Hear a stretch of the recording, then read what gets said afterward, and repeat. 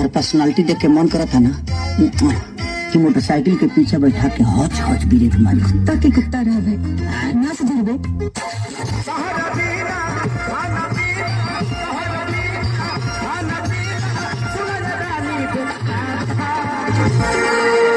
भगवान सच्चा दरबार की जय। पागल हो गया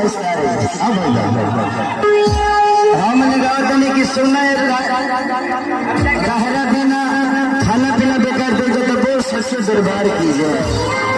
अठानी चौरानी ढुगुर पैसा और रोहिता के मौगी पर 4 भैंसा।